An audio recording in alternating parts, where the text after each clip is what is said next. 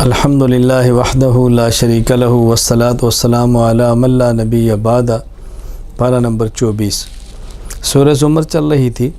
اللہ تعالیٰ نے پارہ نمبر 24 کے شروع میں یہ بات سمجھائی کہ دیکھیں، ایک وہ شخص ہے جو اللہ پہ جھوٹ بولتا ہے، ایک وہ ہے جو سچ بولتا ہے۔ بھلا یہ سچ بولنے والے اور جھوٹ بولنے والے کیسے برابر ہو سکتے ہیں؟ سچائی کا اہتمام کرنا چاہیے۔ پھر اللہ تعالیٰ نے اپنی رحمت اور توبہ کا ذکر کر کے جو فساق ہیں، اللہ کی نافرمانی کرنے والے ہیں، ان کو ترغیب دی اور اپنی رحمت بتائی ہے۔ یا عبادی الذین اسرفوا علی انفسہم لا تقنطوا من رحمت اللہ۔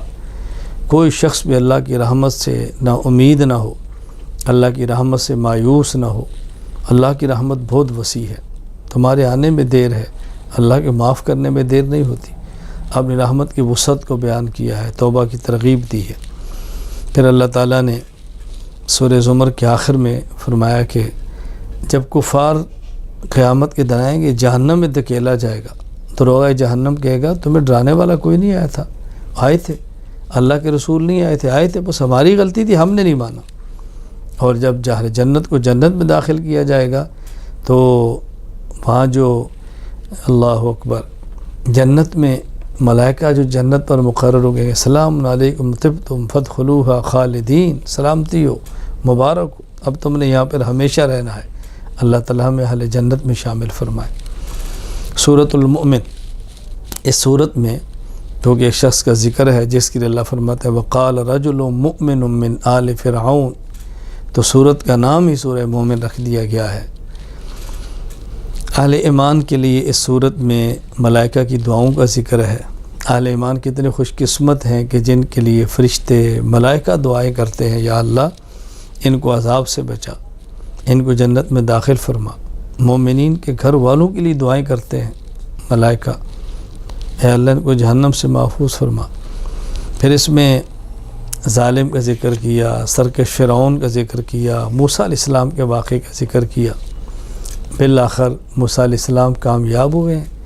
وحاق بآل فرعون، فرعون کو اور فرعون کی ذریت اور اس کے ماننے والوں سب کو اس دنیا میں بھی عذاب آیا، اور آخرت کا عذاب تو ہے ہی۔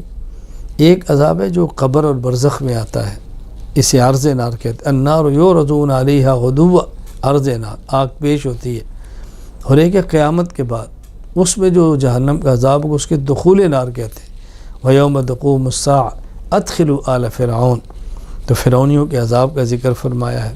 موسیٰ علیہ السلام اور ماننے والوں کے نجات کا ذکر فرمایا۔ پھر یہاں اللہ تعالیٰ نے وعدہ کیا ہے کہ ہم اپنے نبیوں کی، ان پر ایمان لانے والوں کی مدد اور نصرت کرتے ہیں۔ مدد اور نصرت کا معنی صرف یہ نہیں ہے کہ میدان جنگ میں غالب ہوتے ہیں، حق کا بول بالا ہوتا ہے۔ اگر یہ میدان جنگ میں نہ بھی غالب ہوں تو اللہ ان کا انتقام لیتے ہیں اور کفر کو تباہ کرتے ہیں اور ظالم کو ظلم کی سزا دیتے ہیں۔ تو اللہ تعالیٰ بہرحال اپنے نبیوں کی، رسولوں کی اور اپنے متبعین کی مدد فرماتے ہیں، اللہ کا وعدہ ہے۔ اللہ تعالیٰ نے پھر یہاں سورت کے آخر میں بات سمجھائی ہے کہ دیکھو ایک بات یاد رکھ لو، اللہ تعالیٰ کی سنت ہے، یہ ہمیشہ سے حق غالب آتا ہے، باطل ختم ہوتا ہے، کفر کو کفر کی سزا ملتی ہے، ایمان والوں کو اللہ ایمان کی بنیاد پہ نجات دیتے ہیں۔ یہ اللہ کا قانون ہے جو ہمیشہ رہنا ہے۔ سورہ حامیم سجدہ، سورت کا آغاز حامیم سے ہے۔ یہ حروف مقطعات ہیں، مقطعاتن کی جمع ہے، قطعن سے ہے جس کا معنی کاٹنا۔ حامیم الگ الگ پڑھا جاتا ہے، اس لیے ان کو حروف مقطعات کہتے ہیں۔ اور اس میں جو کہ سجدہ بھی ہے، اس لیے سورت کا نام ہی حامیم سجدہ ہے۔ اللہ تعالیٰ نے اپنے پیغمبر سے فرمایا ہے کہ آپ اپنا تعارف کرائیں، آپ اپنی بات سمجھائیں کہ میں تم سے مطالبے نہیں کرتا، میں ایک بشر ہوں، انسان ہوں، تمہیں سمجھانے کے لیے آیا ہوں۔ نبی بشروں میں سے ایک بشر ہوتا ہے، انسانوں میں سے انسان ہوتا ہے، لیکن باکمال انسان ہوتا ہے، بشر اکمل ہوتا ہے، انسان کامل ہوتا ہے۔ اللہ تعالیٰ اس کو نبوت کا تاج پہنا کر لوگوں کی طرف بھیجتے ہیں۔ پھر اللہ تعالیٰ نے جو پہلے قومیں گزری ہیں ان کے انجام بد کا ذکر کیا ہے کہ جو پہلے قومیں تھی، قوم عاد ہے، قوم سمود ہے، قوم موسیٰ ہے، وہ پیغمبر پر ایمان نہیں لائے، نبیوں پر استاتی رہیں، بالآخر برباد ہو گئی۔ اور اگر تم ایسے کرو گے تو تم بھی ہلاک اور برباد ہوگے۔ تمہارے ساتھ بھی یہ معاملہ ہوگا۔ تو یوں اللہ تعالیٰ نے سورت میں یہ بات سمجھائی ہے۔ ہمیں بھی چاہیے کہ ہم حق والوں کا ساتھ دیں اور اہل باطل سے دور رہیں۔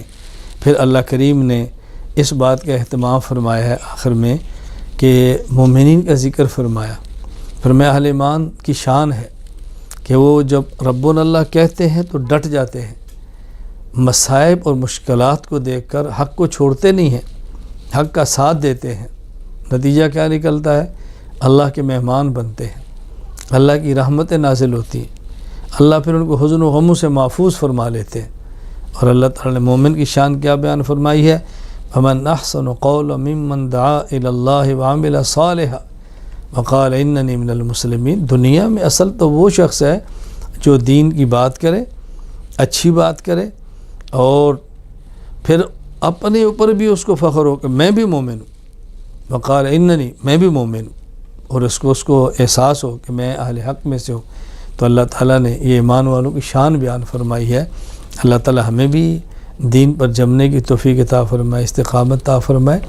استقامت کا ایک مفہوم کیا ہے کہ مصائب کے باوجود بھی ڈٹے رہیں، اور استقامت کا ایک مفہوم کیا ہے؟ ہر حال میں دین کے اوپر رہیں، خوشی ہو غمی ہو، ہر حال کے اوپر دین کے اوپر رہیں۔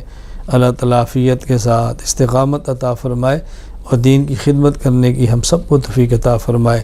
وآخر دعوانا ان الحمد للہ رب العالمین۔